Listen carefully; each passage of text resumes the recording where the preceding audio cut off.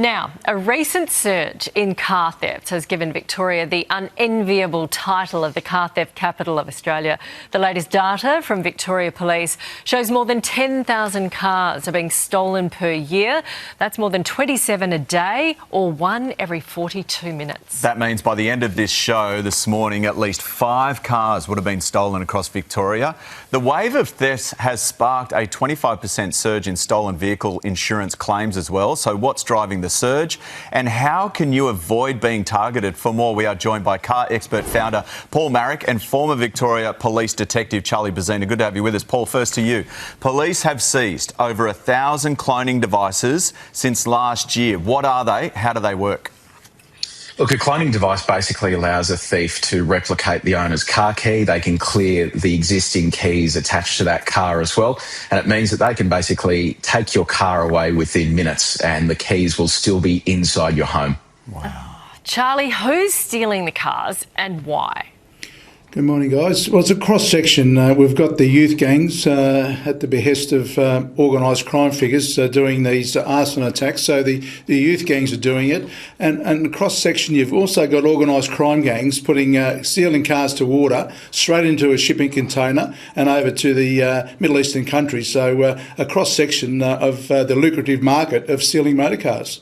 So, Paul, police are now urging people to install their own anti-theft measures on their cars and even their driveways.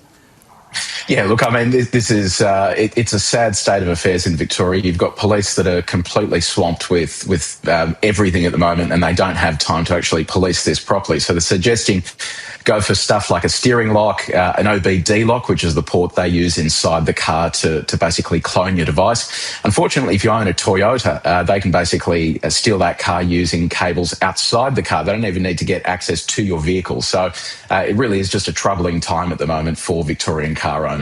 Yeah, Victoria Police told our friends who had their car stolen in Melbourne the only thing that will stop them is the old-fashioned club lock. Charlie, what needs to change in Victoria to stop this spike? Well, as the Chief Commissioner has been pushing, it's consequences. You know, this is the second biggest asset we buy, and the economic effect it's having on all of us. We all pay higher premiums, so it needs consequences through the court system. It's a theft. There's no specific offence for theft of motor car. Theft is a theft. But the gravity of stealing a person's motor car is so significant, and this is not what the courts take into account. They just take it blasely and say, well, you know, it doesn't exist as such. The value and the flow-on effect and the victim of crime continues to be ignored. Charlie, no state's immune. This is all over the country, but Victoria is in a league of its own. Why?